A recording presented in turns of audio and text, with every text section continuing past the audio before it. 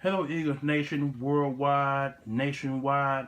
This is your boy that bring you a new video pertaining to the NFL Draft. You got it right, the NFL Draft. Now, with that being said, I've already made you a video pertaining to the first round of the NFL Draft.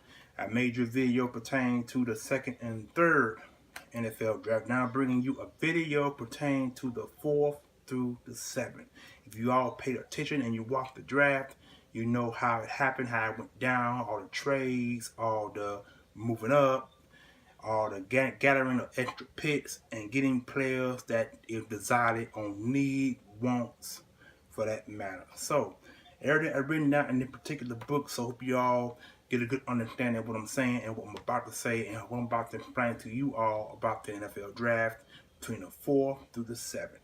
I'm trying to make this short and sweet. If not, hey, it is what it is. This is how I do my videos. So let's begin, shall we?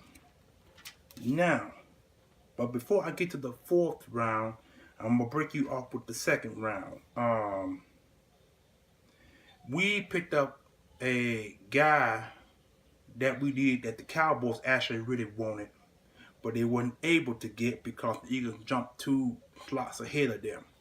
They actually moved, I think the pick actually belonged to the Baltimore Ravens, and what I want to say. And they were able to trade that pick. No, I'm sorry, not Baltimore, the Indianapolis Colts. Indianapolis Colts had the number 49th pick, and the Eagles were scheduled to pick a number 52. So they were able to jump 2 slots ahead of the Dallas Cowboys to get the tight end, which is Dallas Goedert, tight end from South Dakota State. I won't say that at the same school that Carson Wentz played at. I could be wrong. If not, you'll let me know at the description below the video. He picked up the 49th pick, 2nd round. This is a guy that I believe that's going to do good for us because we needed a tight end because we recently released a veteran tight end, who at the time was the longest tenure Eagles, and that is Brent Celek, number 87. So he's now gone, and he's on pace to retire his jersey number and become one of the greatest Eagles in Eagles history to ever play the game. He will be missed, but sometimes you got to get some guys out in the draft to actually match the competition. So they actually to get the guy Dallas Goedert, who the Cowboys was supposed to have gotten.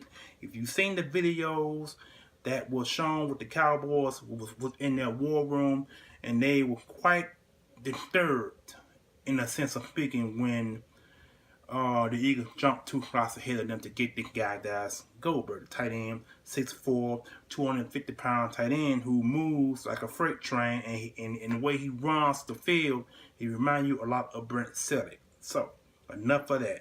Then take you back to the 4th round, which is actually what I was scheduled to talk to you in the first place about. So, we're going to go to the round 4 pick, with the 125th pick overall in the 4th round. The Eagles were able to get Avonte Maddox, cornerback from Pittsburgh. The guy's actually like 5'8" or 5'9", 180 or 90 some pounds. I'm not exactly sure when it comes to his size and weight, but I know that he's a short guy.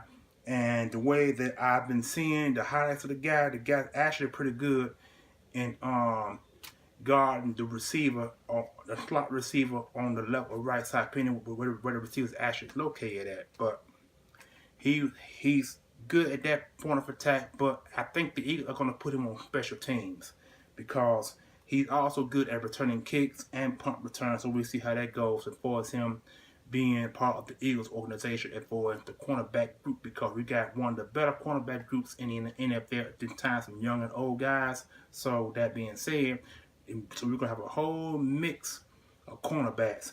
Somebody's going to stay, somebody's going to go when the roster breaks down from 75 to 50 to 52. From 90 to 75, 75 to 60, 60 to 53. So you know how that goes when it comes to roster movements. Now, we had another second round. We had another fourth round pick. 130th overall, we picked a defensive end by the name of Josh Sweet, a 6'4", 240-50-pound defensive end who had a pretty good injury history at Florida State. This is a guy who had a knee injury. So with that being said, knee injuries can be hard to come by, but he actually suffered the knee injury in his junior year. He came back for his senior year and played pretty well from what I've seen on the highlight reel based on this guy's state of play. We will have a pretty good group of defensive ends as well. So somebody's gonna stay, somebody's gonna go. So it depends on how hard this guy make the roster. He might want to become a special team ace because if you don't make the starting lineup or the backup lineup, you're one up on special teams. So we see how that works out for as Josh Sweet, defensive end, Florida State, round 4, 130th overall pick.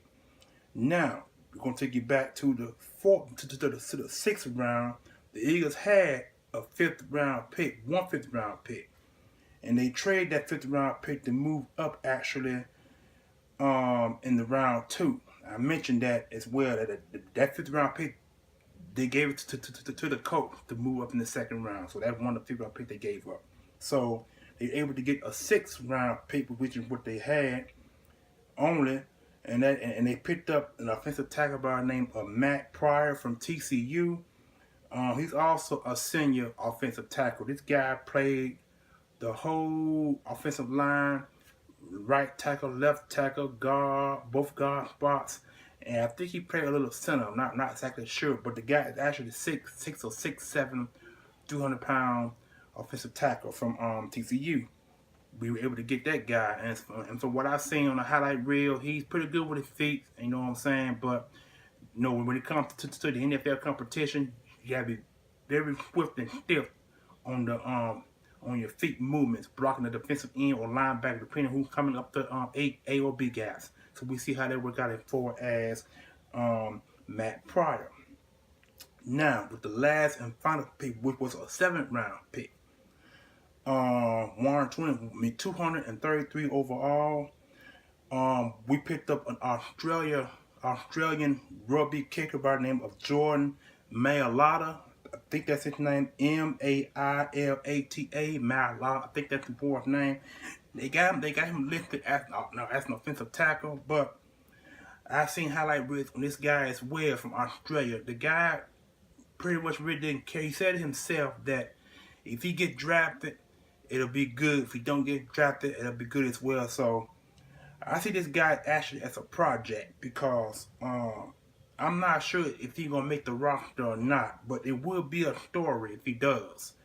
A lot of rugby players had came to the NFL. Both of them were kickers, so I'm not quite sure if this guy gonna be a kicker or not. But he's a pretty good, stocky built guy. At over 200 pounds. I'm not quite sure exactly what the weight class on the guy, but he moved pretty good with his feet because he's able to kick the ball to get to the goal. So rugby kickers actually kick football. They don't play like we do. They kick the balls. So that's all the picks that the Eagles have had. Round 2, round 4, another round 4 pick. They had a round 5 pick, but like I said, they traded the round 5 pick to move up in the 2nd round to get Dallas Goedert, and that pick went to the Indianapolis Colts. But they were able to also get a 2nd round pick from the Colts. So the Colts do not have a 2nd round pick in next year's draft. The Eagles will have 2 2nd round picks in next year's draft, and along with a 1st round pick. So it depends on if the Eagles want to win the Super Bowl again and wind up at number 32 once again. They got the ammunition to move up in the top 15. I don't think they're going to get no higher than 15 in 2019 NFL draft. So that is my data on all the picks the Eagles have drafted from round 2 to round 4. Round 5, no round 5, round 6, and round 7. This is your boy giving you all one love. Eagles, peace. Holler back.